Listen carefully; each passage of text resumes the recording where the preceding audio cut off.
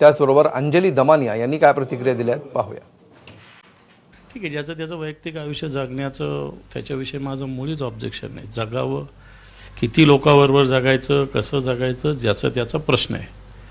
पण या नात्यात फसवणूक होऊ नये अशा प्रकारची भूमिका निश्चित आहे.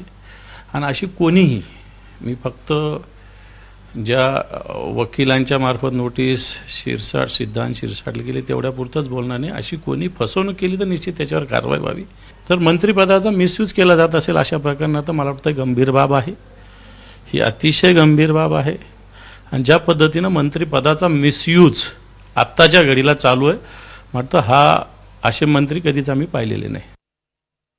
खूप दुर्दैव याचं वाटतं की एका मंत्र्याच्या मुलाने तिसरं लग्न केलं आणि ज्या मुलीशी लग्न केलं त्या मुलीला आता धमकवण्याचा प्रयत्न करण्यात येत आहे.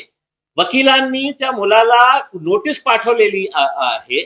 मग सगळे लोक गप्प का आहे? मला हे प्रश्न विचारायचं आहे. हे आमच्या बाबतीत घडलं असतं तर आमच्या घराच्या समोर 200 मीडियावाले उभे राहिले असते. आणि महिला आयोगला आम्ही विनंती करणार आहे की आता ही गप्प बसणार आहे.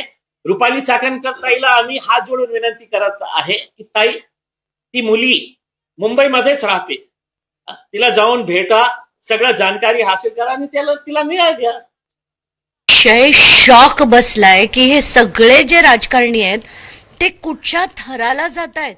म्हणजे त्यांना एकतर म्हणजे बेशिस्तपणा सोडा, त्यांची आरेरावी सोडा, त्यांची लूट सोडा, पण आता कौटुंबिक छळ ते इतक्या मोठ्या प्रमाणावर एक नाही अशी एक एक सगळी उदाहरणं बाहेर येतात. ते बघून अतिशय शॉक बसला. माझे वडील कॅबिनेट मंत्री होणार आहेत म्हणून मी तुला तिथे घेऊन नाही जाऊ शकत, हे जे सगळं सांगितलं अतिशय गंभीर, अतिशय शॉकिंग आहे. आणि मला असं वाटत होतं की आधी त्या मुलींनी ते सगळं प्रकरण उचलावं आणि ते लावावं. संजय शिरसाटांनी पत्रकार परिषद घेऊन सगळ्या गोष्टी मांडल्या पाहिजेत आणि कसं या मुलीचा झालेला छळ तो तिला न्याय मिळवून देण्यासाठी ते काय करणार आहेत याचं स्पष्टीकरण त्यांनी द्यायला हवं.